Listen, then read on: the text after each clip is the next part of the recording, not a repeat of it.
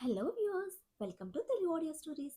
మీరు కనుక ఛానల్ని ఫస్ట్ టైం చూస్తున్నట్లయితే ఛానల్ని సబ్స్క్రైబ్ చేయండి, లైక్ చేయండి.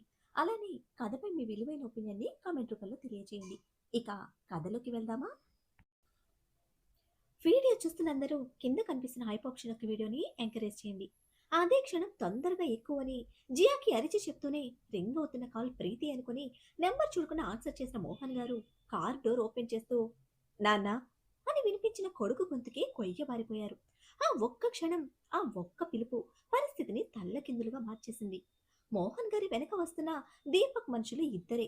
మేబీ రాజ్ సెక్యూరిటీ సిచ్యుయేషన్ చాలాగా ఈజీగా మేనేజ్ చేసేసేది. కానీ అనుకోని విధంగా మోహన్ గారి కోసమే అన్నట్టు ఒక కారు దూసుకొస్తే అంకుల్ ఎక్కండి అని ప్రీతి అరుస్తూనే ఉంటే మోహన్ గారి వెనక వస్తున్న ఆ ఇద్దరు ఆయన్ని పట్టుకోవడానికి ముందుకు దూకడమే ప్రీతి వెనక ఉన్న రాజ్ సెక్యూరిటీ అప్రమత్తమయ్యారు. మెరుపు వేగంతో ప్రీతిని క్రాస్ చేసి కార్ దగ్గరికి దూసుకు వస్తూ ఉంటే అప్పటి వరకు తన వెనక ఫాలోవర్స్ ఉన్నారన్న విషయమే తెలియని ప్రీతి అంత వేగానికి బ్రేక్ వేస్తూ షాక్ లో ఫ్రీజ్ అయిపోయింది. ఇక్కడ మోహన్ గారు తీసుకున్న కొన్ని సెకండ్స్ టైంలో మొత్తం సిచ్యుయేషన్ మారిపోతే ఒకలాంటి ట్రాన్స్ లో ఉన్న ఆయన చేతిలోని ఫోన్ నేల మీద పడింది. డోర్ కి కార్ కి మధ్య ఉన్న మోహన్ గారి మరొక హ్యాండ్ లోపల నుంచి జియా పట్టుకుంది హెల్ప్ చేయడానికి. ఇటు నుంచి రౌడీలు మోహన్ గారిని పట్టుకోగానే సెకండ్ హ్యాండ్ తో డోర్ పట్టుకుని లోపలికి వెళ్ళడానికి ట్రై చేస్తున్న మోహన్ గారిని బయటకి లాగడానికి చూస్తున్నారు రౌడీలు.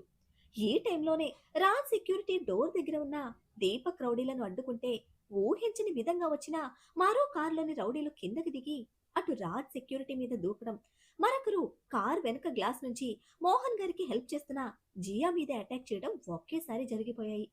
బ్రేక్ అయిన గ్లాస్ సౌండ్ కి ఉలిక్కిపడ్డ ప్రీతి వెంటనే తేరుకొని అరుస్తూ ముందుకు పరుగులు పెడుతూ ఉంటే కింద పడ్డ దీపక్ రౌడీలు తన వైపు పరిగెత్తారు.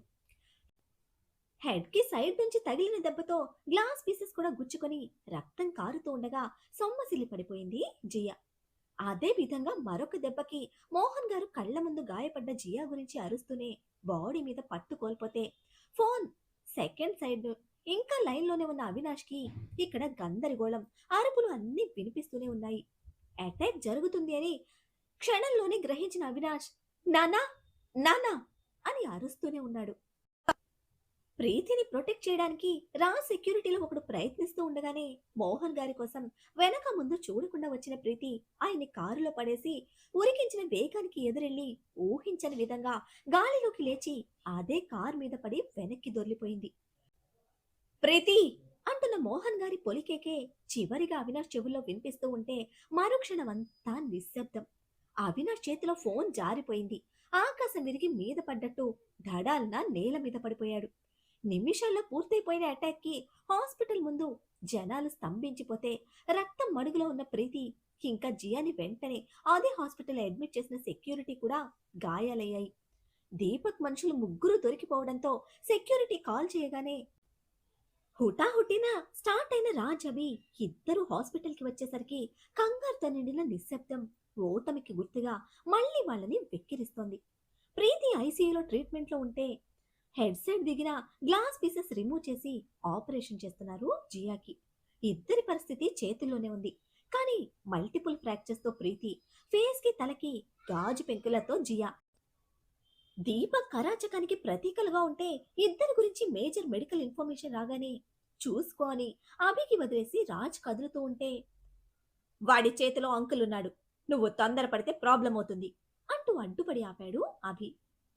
వాడు శత్రువు కాదు, సమయం కోసం వెయిట్ చేయడానికి సైకో, తొందరపడకపోతే ప్రాణమే పోతుంది అని అరిచి చెప్పిన రాజ్ అభిని పక్కకు తోసేసి బయటకు వచ్చేసి వ్యాన్ దగ్గర ఉన్న సెక్యూరిటీని చంపేసేలా క్రోధపు చూపు చూసిన రాజ్కి తలదించి సారీ చెప్పేలోపే ఆ ఎక్స్క్యూజ్ తో పని లేదో అన్నట్టు డోర్ తీసుకుని లోపలికెక్కాడు రాజ్.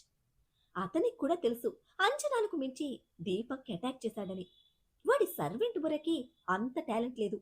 మరి ఇంత ఫాస్ట్ గా ఇంత తెలివిగా ఎలా జరిగింది అనేది అంతు చుక్కటం లేదు. ఎంతకి బుర్రలు బద్దలు కొట్టుకుంటున్నారు రాజ్ అభి ఇద్దరు. మార్నింగ్ అవర్స్ యుఎస్ లో దిగ్భ్రాంతిలో నుంచి బయటకు పడిన అవినాష్ వెంటనే దొరికిన ఇండియన్ ఫ్లైట్ కి టికెట్స్ బుక్ చేశాడు. జెస్సికా మంచి నిద్రలో ఉంటే సైడ్ కి తిరిగి పడుకొని ఉన్న జెస్సికా గర్భం మీద చేతిని ఉంచి అంటి అంటనట్టు చెంప మీద పెదవులద్దాడు. ఈ టైంలో జెస్సికాని వదిలి వెళ్ళటం ఏమాత్రం ఇష్టం లేదు. కానీ పరిస్థితి ఇలా వచ్చింది. తన వల్ల జరగరాని తప్పే జరిగింది. దానివల్లనే ఆఫ్టర్ ఆల్ ఒక బిచ్చగాడు తన జీవితాలను శాసిస్తున్నాడు. జరిగింది మార్చలేడు. కానీ ఇప్పుడు తండ్రికి గాని, ఇంకెవరికైనా గాని ఏదైనా జరిగితే మాత్రం ఇక బ్రతికుండి వ్యర్థమన్న ఫీలింగ్ అవినాష్‌ది. జెస్సికాను వదిలి లేస్తూ ఉండగా ఫ్రెండ్ నుంచి ఫోన్ రావడంతో టక్కున రింగ్ టోన్ కట్ చేసి రూమ్ కార్నర్‌కి వెళ్లి ఫోన్ లిఫ్ట్ చేసి రితేష్ నుంచి కలెక్ట్ చేసుకున్న ఫోన్‌లోని వీడియో నిజమని కన్ఫర్మ్ చేస్తూ ఆ ఫోన్ ఇంపార్టెన్స్ చెప్పడమే గుండె ఆగిపోయినట్టు కుప్పగూలిపోయాడు అవినాష్. ఆ సౌండ్‌కి మేలుకున్న జెస్సిక వెంటనే అవినాష్ దగ్గరికి వచ్చి చెక్ చేసేసరికి కళ్ళు తెరిచే ఉన్నా కాన్షియస్‌లో లేడు తను. కానీ గుడ్డు కదలటం లేదు. తెరిచిన కళ్ళు తెరిచినట్టే చీకట్లో శోధిస్తూ శూన్యంలో నిలిచిపోతే అవినాష్‌ని లేపడానికి ట్రై చేస్తూనే పక్కనే పడి ఉన్న ఫోన్ తీసుకుంది జెస్సిక. ఆల్రెడీ చెయ్యి జారి పగిలిపోయి ఉన్న స్క్రీన్ని గమనించిన జెసిక భయపడుతూనే లైన్‌లో ఉన్న అవినాష్ ఫ్రెండ్‌తో మాట్లాడి వెంటనే మేడ్ హెల్ప్‌తో అవినాష్‌ని హాస్పిటల్‌కి తీసుకువెళ్ళింది. జ్యువెలరీ షాపింగ్‌కి ఎర్లీగా వస్తానని చెప్పిన కొడుకు గురించి సుజాతమ్మకు చెప్తూనే సహస్ర రూమ్‌కి వచ్చారు మానస. పడుకుంటాను అని చెప్పి లోనికి వచ్చిందే కానీ ఇప్పటి వరకు పడుకున్నదే లేదు. అత్తగారు రావడం గమనించి ఫాస్ట్‌గా ల్యాప్‌టాప్ పిల్లో కిందకి తోసేసి పిల్లో మీద అడ్డం పడిన సహస్రను తట్టి లేపారు మానస. లేచి ఫ్రెష్ అవ్వమంటూ. సరే అని అత్తగారిని పంపి మళ్ళీ ఫోన్ ల్యాప్‌టాప్ వేసుకుని కూర్చున్న సహస్ర టెన్షన్ మొత్తం ప్రీతి గురించే. ఒక్కరి ఫోన్ కూడా పనిచేయటం లేదు. మోహన్ గారి గురించి పెద్దగా ఐడియా లేదు. కానీ జియా మాత్రం ఎట్టి పరిస్థితిలోనూ ఫోన్ అవాయిడ్ చేయదు. అటువంటిది తాను కూడా ఫోన్‌కి అవైలబుల్‌గా లేకపోయేసరికి నిమిషం నిమిషం సహస్రలో భయం పెరుగుతూనే ఉంటే ఇక ఏదైతే అదయిందని డైరెక్ట్‌గా రాజ్‌కే కాల్ చేసింది సహస్ర. ఇక్కడ వ్యాన్ స్టార్ట్ అవ్వడమే ఇంకొక్క క్షణం కూడా దేనికోసం వెయిట్ చేయకుండా తన ఎదురుగా సౌండ్ రాకుండా నోటికి టేప్స్‌తో సీట్‌కి లాక్ చేసి ఉన్న దీపక్ మనుషుల్ని వాయ తీస్తున్నాడు రాజ్. సరిగ్గా అదే టైంలో సహస్ర నుంచి ఫోన్. కోడి మెడ తిప్పినట్టు ఎదుటివాడి మెడ తిప్పేస్తూ ఫోన్ లిఫ్ట్ చేసిన రాజ్, బిజీగా ఉన్నాను, డిస్టర్బ్ చేయకు. సేట్‌కి ఇన్ఫార్మ్ చేశాను. ప్రీతికి కూడా తీసేసుకోండి. And one more important thing. 8 కల్లా అందరికీ డిన్నర్ ఫినిష్ చేసి తర్వాత కాల్ చేయి. అని మరొక మాటకి ఛాన్స్ లేకుండా ఫోన్ సీట్‌కి గిరాటు కొట్టి తిప్పుతున్న మెడని వంచేసి రెండో వాడి వైపు చూశాడు రాజ్. బోన్స్ ఉన్నాయో లేదో కూడా తెలియని విధంగా రబ్బర్ తిరిగినట్టు తిరిగిపోయినా వాడి మెడ ఎగ్జాంపుల్‌గా చూసిన వీడి గగ్గోలు పెడుతూ ఉంటే అయ్యగారి గొంతులోని బేస్‌కి అందులోని స్పీడ్‌కి సహస్రకు ముచ్చెమటలు పోసుకొచ్చాయి. పైగా ఆర్డర్ వేశాడు. 8 కల్లా డిన్నర్ కంప్లీట్ అవ్వాలని. దేనికోసం? రాజ్ గురించి భయం లేదు. కానీ మిగతా ముగ్గురు గురించి, ముఖ్యంగా ప్రీతి గురించి చాలా టెన్షన్ పడుతూ ఉంటే ఈలోపే జ్యూస్ తీసుకుని మానస గారు మళ్ళీ వచ్చారు. సహస్ర, ఫోన్ చేశావా అని అడుగుతూ. ప్రశాంతంగా పోతున్న ఇంటి వాతావరణంలో టెన్షన్ క్రియేట్ చేయడం ఏమాత్రం ఇష్టం లేదు. పైగా అయ్యగారి ఆర్డర్ కూడా అదే కావడంతో చేశానత్తమ్మా. ఏదో యాక్షన్ మూవీ వీక్షిస్తున్నారు. బిజీ అంట అని మూతి బిగించి చెప్పితే ఏంటి, నా కొడుకు యాక్షన్ మూవీ చూస్తున్నాడా అని పొంగిపోతున్న ప్రేమతో అంబురంగా ఉత్సాహం చూపించారు మానస. పిచ్చ టెన్షన్‌లో ఉన్నా కూడా అత్తగారి ఉత్సాహానికి ఉక్రోషం పొడుచుకొచ్చిన సహస్ర కళ్ళు చిన్నవి చేస్తే, వాళ్ళు యాక్షన్ మూవీ ఎంజాయ్ చేస్తే మన షాపింగ్ ఎలా? ఆల్రెడీ మమ్మీ డాడీ స్టార్ట్ అయ్యారు అని ఇంకో పక్క నుంచి క్యూటీ బేబీ తొందరపాటుతో పాటు తన రౌడీ బేబీని మిస్ అవుతున్న ఫీలింగ్ చూపిస్తూ ఉంటే, "హా, శాలిని కూడా స్టార్ట్ అయింది" అని చెప్తూనే మూవీ ఎన్నింటికవుతుంది అని ఆరా అడుగుతున్న మానస గారికి ఉడుకుగా కళ్ళు పక్కకు తిప్పేసి, మా ఆయన యాక్షన్ మూవీ డిస్టర్బ్ చేయకుండా ఈ ఈసారికి మావయ్య గారి సహనాన్ని బలిపెట్టేద్దాం అంది సహస్ర. క్షణం విస్మయంతో కళ్ళలో పుత్ర ప్రేమని మెరిపించిన మానస గారు, అమ్మ నా కోడలా, నువ్వు మామూలు దానివి కాదే అని మెటికలు విరిచి జయదేవ్ గారికి ఫోన్ చేసి ఉన్న ఫలానా ఓడిపడమని ఆర్డర్ వేయడంతో సతీ మాట శిరోధార్యం అన్నట్టు చేస్తున్న పనికి చెక్ పెట్టేసిన జయదేవ్ గారు ఉరుకుల పరుగుల మీద ఇంటికి వచ్చారు. మరో పక్క సహస్ర ఇచ్చిన కనెక్టర్ పిన్‌తో ప్రీతి దీపక్‌ల సిస్టంలో ఎంటర్ అయిన అభి టీం అక్కడ డేటా చూడడమే పిచ్చెక్కినట్టయింది. అభి అక్కడే ఉండుంటే వేరేలా ఉండేది. బట్ హాస్పిటల్‌లో ఉన్న అభికి వాళ్ళు కాల్ చేసినా అక్కడ సిట్యుయేషన్ వలన లిఫ్ట్ చేయకపోవడంతో వెంటనే రాజ్‌కి చేశారు. నిమిషాలు గడిచే కొద్దీ పరిస్థితులు తారుమారవుతాయన్న టెన్షన్‌తో కొట్టుకుపోతున్న వాళ్ళకి రాజ్ కాల్ లిఫ్ట్ చేయడమే పెద్ద రిలీఫ్ దొరికితే, ఇది మేం చెప్పేంత చిన్న విషయం కాదు. అసలు మనం అనుకున్నట్టు ఏదీ లేదిక్కడ. సార్, మీరే డైరెక్ట్‌గా చూడాలి. ప్లీజ్ ఎక్కడున్నా ఇమ్మీడియేట్‌గా రావాలి అని మ్యాండేటరీ అన్నట్టు చెప్తున్నా వాళ్ళ టెన్షన్‌కి కాళ్ళు, చేతులు వాడుకోవడానికి కాదు కదా! కదపడానికి కూడా లేని విధంగా సున్నం కొట్టేసిన ముగ్గురు రౌడీల్ని స్టేషన్‌లో తన సెక్యూరిటీతో పాటు వదిలేసిన రాజ్ అభి ఇంటికి స్టార్ట్ అయ్యాడు. జయదేవ్ గారితో జ్యువెల్లరీ షాప్‌కి వచ్చారు ఫ్యామిలీ మొత్తం. ముందుగా చెప్పుండడంతో దానికి తగ్గట్టే రిసీవ్ చేసుకున్న సేట్ మర్యాద నిండిన వినయంతో లోపలికి తీసుకువెళ్తూ ఉంటే అబ్జర్వ్ చేసింది సహస్ర. వాళ్ళు తప్ప ఇక ఆ షాప్‌లో ఎవ్వరూ లేకపోవడం. బిజినెస్ అవర్స్‌లో ఫుల్ బిజీగా ఉండే అమ్మాయిల బ్రాండెడ్ జ్యువెల్లరీ షాప్‌కి ప్రస్తుతం వాళ్ళు మాత్రమే అతిథులు. స్టేటస్ కన్నా ఎక్కువగా కొడుకు ఏర్పాట్లోని జయదేవ్ మానస గారు అనుకుంటే సెక్యూరిటీ అని నిజం తెలిసిన సహస్ర మనసులో లేదు. సహస్ర మెడలో ఉన్న ఆ చైన్ కూడా అక్కడే కొన్నాడు రాజ్. పర్షియన్ డిజైన్‌లో ఉన్న ఆ చైన్ స్పెషాలిటీ గురించి సేట్ గొప్పగా చెప్తూ ఉంటే, తగిన వారికి తగిన వస్తువు అని అయ్యగారి సెలక్షన్‌కి మరింత గొప్పగా ఫీల్ అయ్యారు ఆ దంపతులు. ఆ చైన్ ప్యూరిటీ గురించి వింటున్న సహస్ర మైండ్ మనుషులలో లేదు. నాకు డిజైన్స్ గురించి పెద్దగా తెలియదత్తమ్మా. నాకేది బావుంటుందో మీరే చూసి తీసుకోండి అని సహస్ర తన ఆలోచనలో తాను ఉండిపోతే మిగతా అందరూ ముందు కన్నా ఎక్కువ యాక్టివ్‌గా షాపింగ్‌లో పార్టిసిపేట్ చేస్తున్నారు. దీపక్ ప్రీతిల సిస్టంలో డేటా చూసిన రాజ్‌లో కదలిక లేదు. చుట్టూ ఉన్న లోకాన్ని మర్చిపోయినట్టే స్తంభించిపోయాడు రాజ్. గత కొన్ని రోజులుగా దీపక్ గురించి వర్క్ చేస్తున్న టీంకి ఈ డేటా చూస్తుంటే వణుకు పుడుతూ ఉంటే, పిక్చర్ మీద ఫుల్ క్లారిటీ వచ్చిన వాళ్ళకి రాజ్‌ని కదపడానికి కూడా ధైర్యం సరిపోవటం లేదు. ఇక దాగిన రహస్యాలు ఏమీ లేవు. సంపూర్ణంగా అన్నిటి మీద క్లారిటీ రావడంతో కళ్ళకి కనిపిస్తున్నది నిజమని రాజ్ మైండ్ తీసుకోవడానికి కూడా రెస్పాండ్ అవ్వడం లేదు. బ్లాంక్‌లా బొమ్మలా కూర్చున్న రాజ్ అస్తిత్వాన్ని డిస్టర్బ్ చేస్తూ అభి అసిస్టెంట్ వినయ్‌కి అభి నుంచి రిటర్న్ కాల్. ఆ రింగ్ టోన్ సౌండ్‌కి నెమ్మదిగా కనురెప్పలు వాల్చిన రాజ్ శరీరాన్ని, మనసుని స్వాధీనంలోకి తెచ్చుకుంటూ మైండ్‌ని తిరిగి యాక్టివేట్ చేస్తున్న రాజ్ గుండెల్లో అగ్నిపర్వతం పేలుతున్నట్టుంది. ఏదో విస్ఫోటనంలో చిక్కుకుపోయిన భయంకరమైన ఫీలింగ్. ఒక పక్కకు వెళ్లి అభితో మాట్లాడుతున్నాడు వినయ్. డేటా చెక్ చేశారా? ఏమైనా క్లూ దొరికిందా అని అభి అడగడంతో, ఎస్ సార్, చాలా ఇంపార్టెంట్, నాట్ ఓన్లీ ఇంపార్టెంట్ అంటూ చెప్పడానికి ప్రిపేర్ అవుతున్న వినయ్ చేతిలోని ఫోన్ గాలిలోకి లేచి వెళ్లి గోడకు వెళ్లి కొట్టుకొని రెండు ముక్కలైతే అడ్డుపక్క అభి ఉలిక్కి పడ్డాడు. ఇక్కడ ఊహించని పరిణామానికి స్టన్ అయిన వినయ్ కళ్ళకు అగ్గిరవ్వలను తలపిస్తున్న కళ్ళతో కనిపించాడు రాజ్. ఎర్రటి ముఖంతో బడబాగ్నిలా జ్వలిస్తున్న రాజును నేరుగా చూస్తూ సార్ అని మాత్రమే సంబోధించగలిగిన వినయ్కి మరొక మాట గొంతు దాటడం లేదు.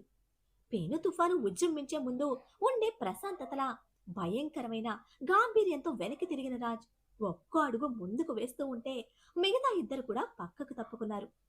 తర్వాతి క్షణం పెను తుఫాను కుంభవృష్టితో ముంచేస్తూ ఉంటే అక్కడున్న ప్రతి వస్తువు ముక్కలై నేల మీదున్నాయి. భయం, చేతకానితనం వణుకుతూ నిలబడ్డారు వినయ్ ఇంకా తనతో ఉన్న ఇద్దరు. నిజం చెప్పాలంటే అది భయం కాదు, మునుపెప్పుడు ఒక మనిషిలో చూడని భయంకరమైన నిరసన, ఉద్వేగాన్ని ఫేస్ చేయలేని నిస్సహాయత. పగిలిపోయిన ముక్కల మధ్య నుంచి సిస్టమ్ కనెక్టర్ పిన్ తీసుకుని పాకెట్లో వేసుకుంటూ వాళ్ళని చూశాడు రాజ్. ఆ ఒక్క చూపులోనే రాజ్ డెసిషన్ అర్థమైనట్టు తమ చేతుల్లో ఉన్న ఫోన్స్ కూడా నేలకేసి కొట్టారు మిగతా ఇద్దరు. ఆ నెక్స్ట్ సెకండ్ రాజ్ చూపులు వినయ్ మీద చేరితే వాళ్ళిద్దరిని తీసుకుని బయటకు వెళ్లి ఏదో చెప్పి పంపించేసి లోపలికి వచ్చాడు. ఇక్కడిది ఇక్కడే ఉండాలి. నిన్ను దాటి వాడి దాకా వెళ్ళిందంటే తర్వాత నువ్వుండవు. ఇటువంటి విషయాల్లో నాకు ఎటువంటి సెంటిమెంట్స్ ఉండవు అని ప్రాణం తీయడానికి కూడా ఆలోచించను అన్నట్టు డెడ్లీ వార్నింగ్ ఇచ్చిన రాజ్కి ఎస్ సార్ అని వణుకుతున్న గొంతుతో ఆన్సర్ మాత్రమే ఇవ్వగలిగాడు వినయ్. ఇదంతా జరగడానికి ముందుగానే దీపక్ లాస్ట్ కాల్ ట్రేస్ చేసిన అభి టీం లొకేషన్ కన్ఫర్మ్ చేయడంతో అక్కడికి వెళ్లిన తరణ్ ఇంకా మంగళం వాడి గల్లీలోని మురికి అడ్డాను కన్ఫర్మ్ చేసుకుని వెంటనే పోలీసులకు ఇన్ఫర్మేషన్ అందించారు. అయితే తరణ్, మంగళం అక్కడికి వెళ్లి ఈ గ్యాప్ లోనే దీపక్ ప్లాన్స్ మారిపోయాయి. ఆ మురికి అడ్డాలో దీపక్ మనుషులు ఇంకా అడుగు పొడుగు మిగిలిన ఆ మురికి సరుకు, కొన్ని సూది మందులు, ఇంకా కొన్ని వెరైటీ వెరైటీ ప్యాకెట్లు పోలీసులకు దొరకడంతో మొత్తం మూటగట్టి స్టేషన్కు తరలించారు. దీపక్ మళ్ళీ మిస్ అయినందుకు చాలా డిసప్పాయింట్ అయ్యారు. కానీ అప్పటికే వాళ్ళకి తెలియని విషయం, మోహన్ గారు దీపక్ కస్టడీలో ఉన్నారని. ఆ పని అయిపోగానే మంగళాన్ని హాస్పిటల్కి వెళ్ళమని చెప్పిన రాజ్ తరుణ్ను ఫ్యామిలీ దగ్గరికి పంపించేశాడు. మంగళ హాస్పిటల్కి వచ్చిన తర్వాత అభికి క్లారిటీ వచ్చింది. రాజ్ ఒక్కడే ఆ మురికి డిప్ప మొహం కోసం వెళ్తున్నాడని. అప్పటికే జియా ప్రీతి ఇద్దరికి ఆపరేషన్ కంప్లీట్ అయిపోతే వాళ్ళ ప్రెసెంట్ కండిషన్ గురించి డాక్టర్తో డిస్కస్ చేసి ఆ తర్వాత ఫ్యామిలీకి తెలియదు అని జాగ్రత్తగా హ్యాండిల్ చేయమని మంగళానికి సీరియస్ గా చెప్పి స్టార్ట్ అయ్యాడు అభి. యుద్ధం ఏదైనా సరే, శత్రువు ఎవడైనా సరే, కృష్ణార్జునులు ఇద్దరూ సమపాత్రులు. యుఎస్ అవినాష్ సిచ్యువేషన్ చాలా డిఫరెంట్ గా ఉంది. ఫస్ట్ హార్ట్ అటాక్ అనుకున్నారు, బట్ రిపోర్ట్ లో హార్ట్ అటాక్ కాదు అని తెలుసుకునే లోపే న్యూరో డాక్టర్స్ బ్రెయిన్ స్ట్రోక్ అని కన్ఫర్మ్ చేశారు. ఇది కోమా కాదు, అండ్ ఆల్సో మనిషి ప్రాణానికి ప్రమాదం లేదు. Some kind of shock. రోజులు పట్టచ్చు, నెలలు పట్టచ్చు, లేదా ఇయర్స్ కూడా తీసుకోవచ్చు. ప్రెజెంట్ అతని బ్రెయిన్ దేనికి రెస్పాండ్ అవ్వడం లేదు. ట్రీట్మెంట్ స్టార్ట్ చేశాక మీకు పూర్తి రిపోర్ట్స్ ఇవ్వగలుగుతాము అని డాక్టర్స్ డిక్లేర్ చేస్తే, కడుపులో బిడ్డతో అవినాష్ కండిషన్ కి కన్నీరు మున్నీరవుతున్న జెస్సికకు ఇప్పుడు తన సెక్రటరీ తోడుగా నిలబడింది. పగిలిపోయిన అవినాష్ ఫోన్ రింగ్ అవుతూ ఉంటే తీసుకుని చూసిన సెక్రటరీ స్క్రీన్ మీద రాజ్ నేమ్ చూసి, ఇట్స్ రాజ్ సార్, మీరు మాట్లాడగలరా అని కన్సర్న్ చూపిస్తున్న సెక్రటరీ నుంచి ఫోన్ తీసుకుంది జెస్సిక. దుఃఖం నిండిన గొంతుతో హలో అన్న జెస్సిక స్వరం నూతుల నుంచి వస్తున్నట్టుగా ఉంది. డిఫరెన్స్ తెలుసుకున్న రాజ్ అనుమానంగానే అడిగితే, అవినాష్ అని ఒక్కటే మాట చెప్పిన జెస్సిక, హాస్పిటల్లో ఉన్నాడు, ప్రెజెంట్ దేనికి రెస్పాండ్ అవ్వడం లేదు అని జెస్సిక చెప్పడంతోనే వెళుతున్న వేగానికి బ్రేక్ వేసి లాంగ్ బ్రీత్ తో, నిజం తెలిసిందా అని భారంగా అడిగాడు రాజ్. గట్టివాడు తిక్కువాడు కావడంతోనే మన బలుపు బాబు ఇంకా ఈ విధంగా స్టేబుల్ గా పరుగులు పెడుతున్నాడు. బట్ అవినాష్ అలా కాదు. అందుకే ఫస్ట్ నుంచి అయ్యగారు అన్నిటికీ అవినాష్ ని దూరంగా పెట్టింది. అవినాష్ ఫ్రెండ్స్ నుంచి తనకు తెలిసింది చెప్పినా అవినాష్ చెప్పే వరకు రితీష్ ఆ ఫోన్ నీకివ్వడు Raj. Ritesh is very innocent. Deepak నుంచి తన ఫ్యామిలీని ప్రొటెక్ట్ చేసుకోవడానికి ట్రై చేస్తున్నాడు. అవినాష్ అంతా సెట్ చేశాడు, ఫ్లైట్ టికెట్స్ కూడా బుక్ చేసుకున్నాడు. బట్ లాస్ట్ మినిట్ లో అంటూ చెప్పలేక, kill that psycho, don't leave him Raj అని ఏడుస్తోంది జెస్సిక. ఆ రోజు విషిత మరణానికి నిలబడ్డాడు. ఈ రోజు విషితకు జరిగిన అన్యాయం, తన మరణ రహస్యం తెలిసినా ఇంకా కొట్టుకుంటున్న తన హార్ట్ మీద చేయి వేసుకున్న రాజ్ పెదవుల మీద ఒక విరక్తి నవ్వు, చూపుల్లో ఒక నైరాస్యం, కళ్ళలో కన్నీళ్లు.